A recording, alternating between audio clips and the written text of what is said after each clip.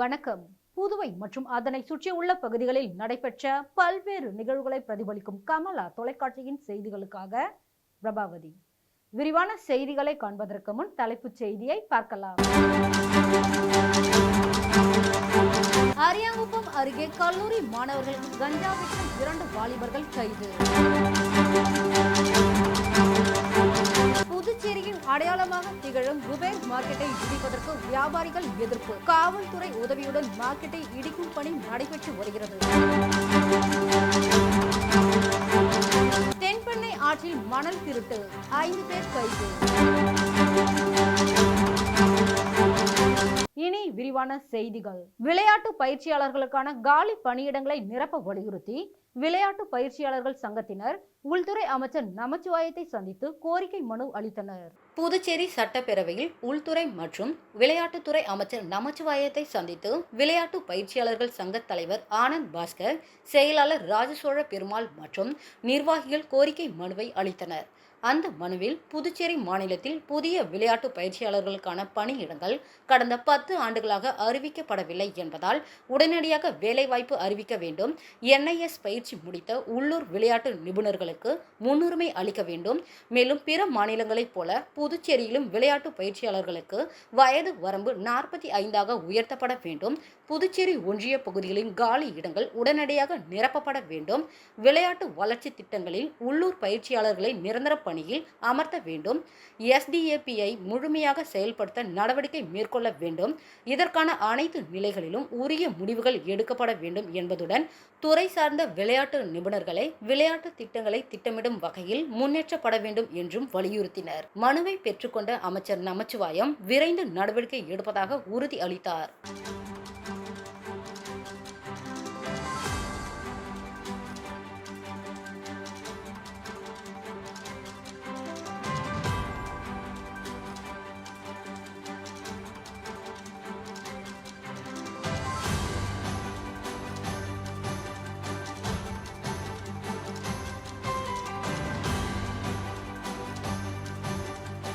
அரியாங்குப்பம் அருகே கல்லூரி மாணவர்களுக்கு கஞ்சா விற்ற 2 வாலிபர்கள் கைது. புதுச்சேரியில் கஞ்சா நடமாட்டம் நாளுக்கு நாள் அதிகரித்து வருவதால் குற்ற சம்பவங்களும் அதிகரித்து வருகிறது. கஞ்சா விற்பனையில் ஈடுபடும் நபர்களை கண்டறிந்து உடனடியாக கைது செய்ய காவல்துறையினருக்கு DGP உத்தரவிட்டார். இந்நிலையில் அரியாங்குப்பம் பகுதியில் கல்லூரி மாணவர்களுக்கு கஞ்சா விற்பனை செய்யப்படுவதாக காவலர்களுக்கு ரகசிய தகவல் கிடைத்தது. இதனை அடுத்து அரியாங்குப்பம் காவல் ஆய்வாளர் ஆறுமுகம் உத்தரவின் பேரில் துணை ஆய்வாளர் முருகானந்தம் தலைமையிலான குற்றப்பிரிவு காவலர்கள் அரியாங்குப்பம் பாரதி நகர் பகுதியில் தீவிர ரோந்து பணியில் ஈடுபட்டனர். அப்பொழுது அங்கிருந்த காலி மனையில் 2 வாலிபர்கள் சந்தேகப்படும்படி நின்றிருந்தனர். அவர்களை பிடித்து விசாரணை செய்த பொழுது அவர்கள் முன்னுக்கு பின் முரணாக பதில் கூறவே அவர்களை காவலர்கள் சோதனை செய்தனர். சோதனையில் அவர்கள் கஞ்சா மறைத்து வைத்திருந்தது தெரிய வந்தது. இதனை அடுத்து அவர்களை அரியாங்குப்பம் காவல் நிலையத்திற்கு அழைத்து சென்று விசாரணை நடத்தினர். விசாரணையில் அரியாங்குப்பம் டோல்கேட் அரவிந்தர் நகர் பகுதியை சேர்ந்த வெங்கடேசன் என்கின்ற வெங்காய வெங்கடேசன் என்பதும் மணவெளி நேதாஜி நகரை சேர்ந்த சதீஷ் என்பதும் தெரிய வந்தது. இவர்கள் பள்ளி கல்லூரி மாணவர்களுக்கு கஞ்சா விற்பனையில் ஈடுபட்டதும் விசாரணையில் தெரிய வந்தது. இதனை அடுத்து 2 பேரும் மீதும் அரியாங்குப்பம் காவல்துறையினர் வழக்கு பதிவு செய்து கைது செய்தனர். பின்னர் அவர்களிடம் இருந்து 215 கிராம் எடை கொண்ட கஞ்சா பொட்டலங்களையும் 2 செல்போன்களையும் காவல்துறையினர் பறிமுதல் செய்தனர். தொடர்ந்து அவர்களை நீதிமன்றத்தில் ஆஜர்படுத்தப்பட்ட பின்னர் காலாப்பட்டு சிறையில் அடைத்தனர்.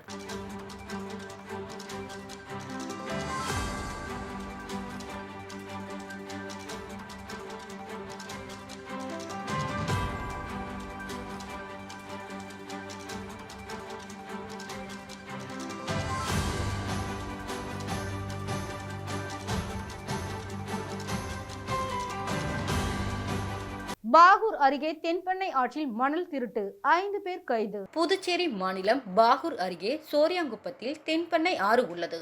இந்த ஆற்றில் மணல் எடுக்க தடை விதித்து பசுமை தீர்ப்பாயம் உத்தரவிட்டுள்ளது. நிலத்தடி நீர்மட்டம் பாதிக்காத வகையில் பாதுகாப்பு நடவடிக்கை எடுக்கவும் பசுமை தீர்ப்பாய உத்தரவில் கூறப்பட்டிருந்தது.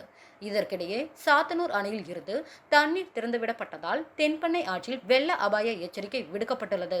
இதன் காரணமாக தென்பெண்ணை ஆற்றில் இறங்கவோ குளிக்கவோ கடக்கவோ வேண்டாம் என மாவட்ட ஆட்சியர் அறிவுறுத்தலின்படி ஒலிபெருக்கியின் மூலம் ஆற்றின் கரையோர பகுதிகளுக்கு செல்ல வேண்டாம் என எச்சரிக்கை விடுத்துள்ளனர். இந்நிலையில் தடை உத்தரவை மீறி சோரியாங்குப்பம் தென்பெண்ணை ஆற்றில் டிராக்டரின் மூலம் மணல் கடத்தப்படுவதாக பாகூர் காவல் நிலையத்திற்கு தகவல் கிடைத்தது. அதன் பேரில் பாகூர் காவலர்கள் சம்பவ இடத்திற்கு விரைந்து சென்றனர். அப்பொழுது சோரியாங்குப்பம் நாவம்மாள் கோவில் அருகே தென்பெண்ணை ஆற்றில் டிராக்டரின் மூலம் மணல் திருட்டில் ஈடுபட்டிருந்த 5 பேரை காவல்துறையினர் பிடித்து விசாரணை நடத்தினர். விசாரணையில் அவர்கள் சோரியாங்குப்பம் பகுதியை சேர்ந்த பெருமாள், சீனிவாசன், நாராயணன், முருகையன் மற்றும் ஆறுமுகம் என்பது தெரிய வந்தது.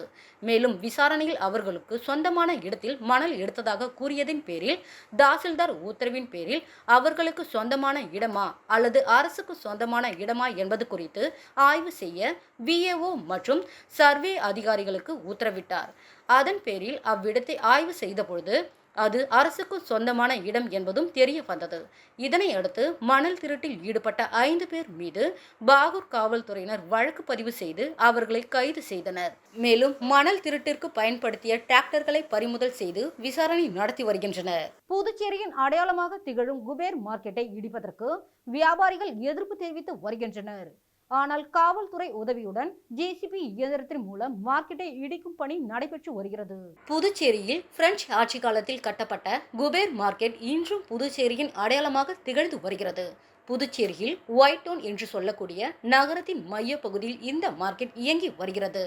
இந்த மார்க்கெட்டில் மளிகை பொருட்கள், காய்கறிகள், பழங்கள், பூக்கடைகள், வீட்டு அலங்கார பொருட்கள், வீட்டு உபயோகப் பொருட்கள், இறைச்சி மற்றும் மீன் அங்காடி என பலதரப்பட்ட பொருட்களின் வியாபார மையமாக திகழ்ந்து வருகிறது. இங்கு நாள் ஒன்றுக்கு ஆயிரக்கணக்கான மக்கள் வருகை புரிந்து தங்களுக்கு தேவையான பொருட்களை வாங்கி செல்கின்றனர். இந்த பழமையான மார்க்கெட் தற்பொழுது பழுதாகி சிதலமடைந்து இருப்பதால் இதனை ஸ்மார்ட் சிட்டி திட்டத்தின் கீழ் மின்சார படிக்கட்டுகளுடன் கூடிய 3 மாடி கட்டிடமாக அதிநவீன முறையில் புதிதாக கட்ட அரசு முடிவு செய்துள்ளது. இதற்காக மார்க்கெட்டில் உள்ள கடைகளை உடனடியாக அகற்றி தருமாறு வியாபாரிகளுக்கு நோட்டீஸும் பிறப்பிக்கப்பட்டது. ஆனால் இதுநாள் வரை வியாபாரிகள் கடையை அகற்றவில்லை. இந்நிலையில் காவல்துறையினர் பாதுகாப்புடன் JCB இயந்திரத்துடன் வந்த அதிகாரிகள் புதுச்சேரியின் அடையாளமாக திகழும் பெரிய மார்க்கெட்டை இடித்தனர். இதற்கு வியாபாரிகள் கடுமையான எதிர்ப்பு தெரிவித்தனர். ஆனாலும் வியாபாரிகளின் எதிர்ப்பை மீறி JCB இயந்திரத்தின் மூலம் குபேர் மார்க்கெட்டை இடிக்கும் பணி தொடர்ந்து நடைபெற்று வருகிறது. மேலும் காவல்துறையினர் பாதுகாப்பு பணியில் ஈடுபடுத்தப்பட்டுள்ளனர்.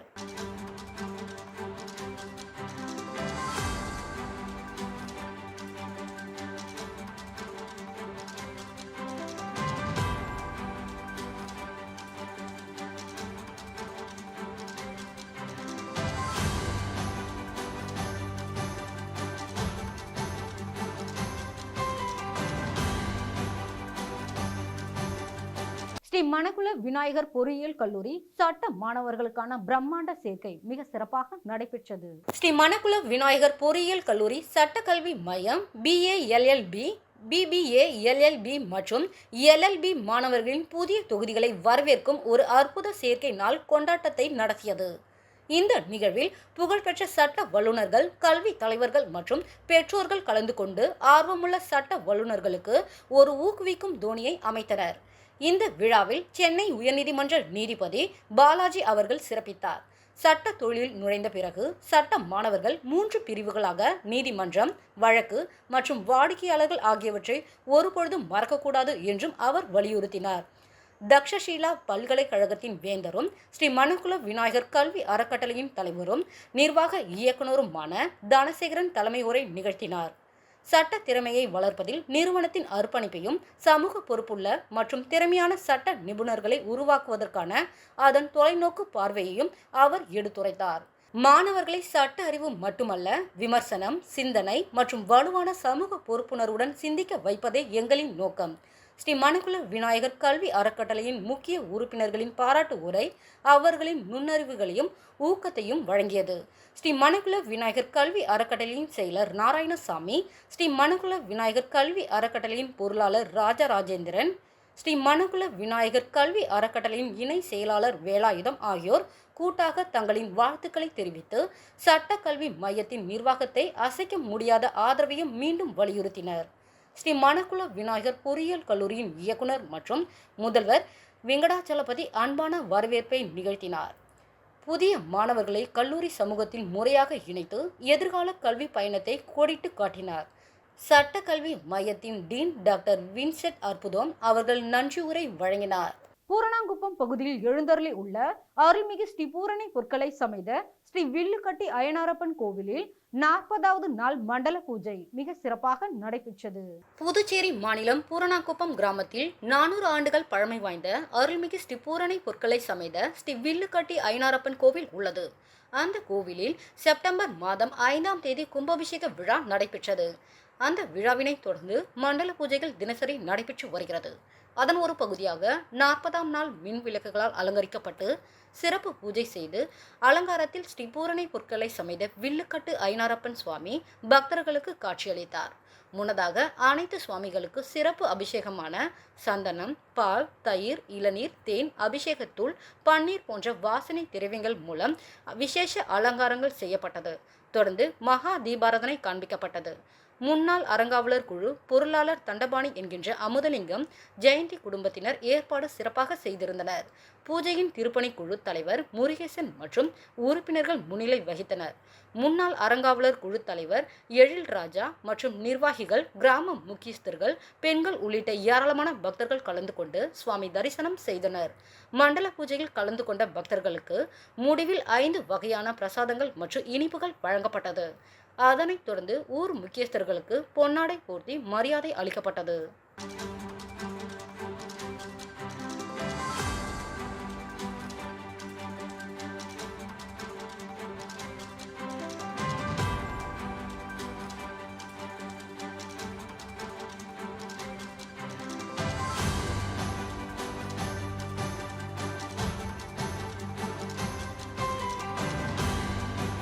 புதுச்சேரி பிராந்தியமான ஏனாமில் தொடர்ந்து அதிக கனமழை பெய்து வருவதால் ஏனாம் பகுதி வெள்ளக்காடாக காட்சியளிக்கிறது. புதுச்சேரி பிராந்தியமான ஏனாமில் தொடர்ந்து கடந்த 2 நாட்களுக்கு மேலாக அதிக கனமழை பெய்து வருகிறது. இந்த கனமழையால் ஏனாம் முழுவதும் வெள்ளக்காடாக காட்சியளிக்கிறது. மேலும் சாலைகளில் வெள்ளம் கரை புரண்டு ஓடுவதால் ஏனாமில் உள்ள காவல் நிலையங்கள், கோவில்கள், பள்ளிக்கூடங்கள், கல்லூரிகள், பேருந்து நிலையம் என அனைத்து பகுதிகளிலும் வெள்ளத்தில் மூழ்கி காட்சியளிக்கிறது. கடந்த 2 நாட்களுக்கு மேலாக மழைநீர் வடியாததால் பொதுமக்கள் கடுமையான சிரமத்திற்கு ஆளாகி வருகின்றனர். மேலும் குடியிருப்பு பகுதியில் மழை சூழ்ந்ததால் பொதுமக்கள் உடைமைகளையும் இழந்து உணவு கூட சமைக்க முடியாமல் கடுமையான சிரமத்திற்கு ஆளாகி உள்ளனர்.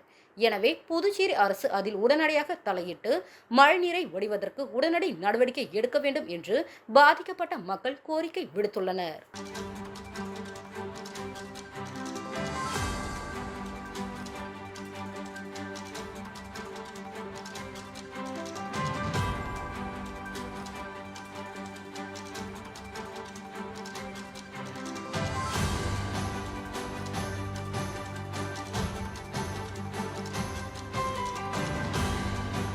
புதுச்சேரியில் தீபாவளி பண்டிகையை ஒட்டி திருக்கனூர் பகுதியில் நாட்டு வெடிகள் தயாரிக்கும் குடோன்களில் காவல்துறையினர் ஆய்வு மேற்கொண்டனர். புதுச்சேரியில் தீபாவளி பண்டிகையை முன்னிட்டு நாட்டு வெடிகள் தயார் செய்யப்படும் இடங்கள் மற்றும் குடோன்களில் காவல்துறையினர் சோதனை செய்து அனுமதிக்கப்பட்ட பொருட்கள் மட்டுமே பயன்படுத்தப்பட்டு பட்டாசுகள் தயார் செய்யப்படுகின்றனவா என ஆய்வு செய்வது வழக்கம். அந்த வகையில் நாட்டு வெடிகள் தயார் செய்யப்படும் திருக்கனூர், குனிச்சம்பட்டு, சந்தை புதுக்குப்பம் உள்ளிட்ட பகுதிகளில் நாட்டு வெடி தயார் செய்யப்படும் இடங்கள் மற்றும் குடோன்களில் திருக்கனூர் காவல் ஆய்வாளர் ராஜ்குமார் தலைமையில் ஆய்வு மேற்கொண்டனர். அந்த ஆய்வின் பொழுது நாட்டு வெடிகளில் அனுமதிக்கப்பட்ட அளவில் மருந்து பொருட்கள் சேர்க்கப்பட்டு பட்டாசு மற்றும் அதிக சத்தம் கேட்கக்கூடிய பட்டாசுகள் தயாரிக்கப்படுகின்றனவா என்பது குறித்து ஆய்வு மேற்கொண்டனர்.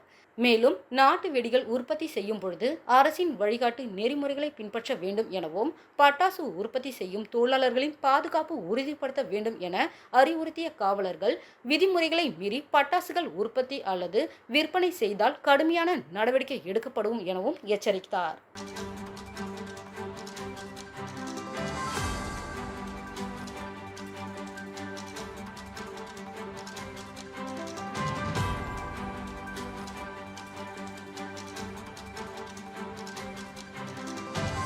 காரைக்கால் அருகே கிளிஞ்சல்மேடு மீனவ கிராமத்தில் உள்ள பழமை வாய்ந்த ஸ்ரீ எல்லையம்மன் ஆலயத்திற்கு 40 ஆண்டுகளுக்கு பின்னர் தேர் திருவிழா வெகு விமர்சையாக நடைபெற்றது. புதுச்சேரி மாநிலம் காரைக்கால் அருகே கிளிஞ்சல்மேடு மீனவ கிராமத்தில் உள்ள பழமை வாய்ந்த ஸ்ரீ எல்லையம்மன் ஆலயத்தில் கடந்த 1976ஆம் ஆண்டு முதல் தேரோட்டம் விழா நிறுத்தப்பட்டது. இதனை அடுத்து மீண்டும் தேரோட்ட விழா நடத்த ரூபாய் 60 லட்சம் மதிப்பீட்டில் புதிய தேர் செய்யும் பணி துவங்கி பணிகள் முடிவடைந்தது. இதனை அடுத்து கிளிஞ்சல்மேடு மீனவ கிராமத்தில் உள்ள பழமை வாய்ந்த ஸ்ரீ எல்லையம்மன் ஆலயத்திற்கு 40 ஆண்டுகளுக்கு பின்னர் மீண்டும் புதிய தேரில் ஸ்ரீ எல்லையம்மன் எழுந்தருளி பக்தர்களுக்கு காட்சியளித்தார். தொடர்ந்து மகா தீபாராதனை நடைபெற்றது. பின்னர் ஏராளமான மீனவ மக்கள் தேரை வடம் பிடித்து இழுத்து பக்தி பரவசத்துடன் அம்பாளை தரிசனம் செய்தனர். மேலும் மீனவ பெண்கள் தங்களின் மகிழ்ச்சியை வெளிப்படுத்தும் விதமாக புதிய தேரின் முன்பு கோலாட்டம் ஆடி மகிழ்ச்சியை வெளிப்படுத்தினர்.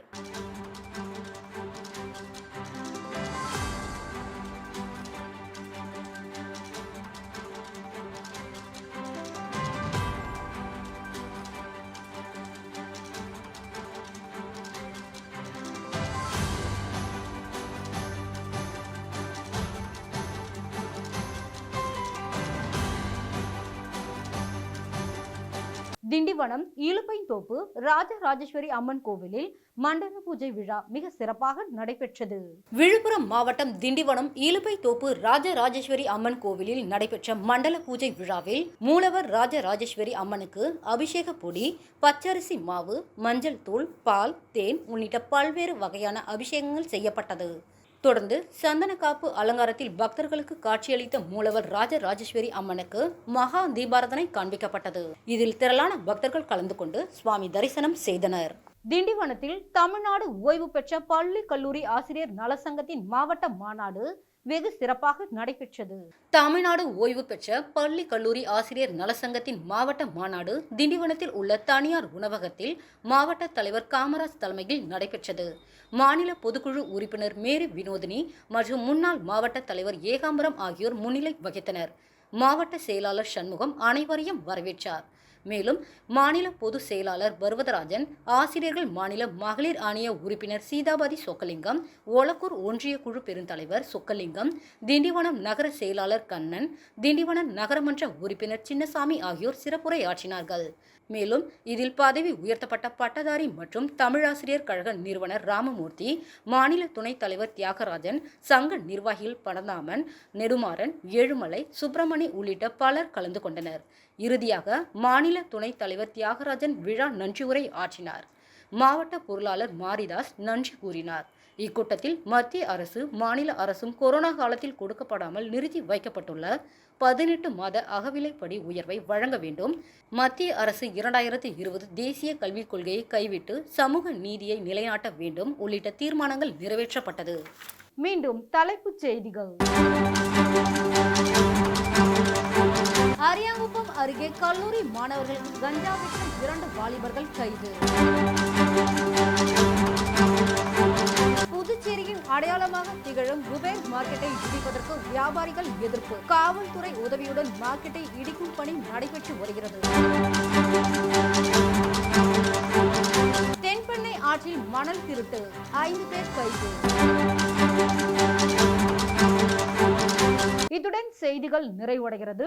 செய்திகளை உடனுக்குடன் தெரிந்து கொள்ள கமலா தொலைக்காட்சி சமூக வலைதளத்தை பின்பற்றவும். நன்றி, வணக்கம்.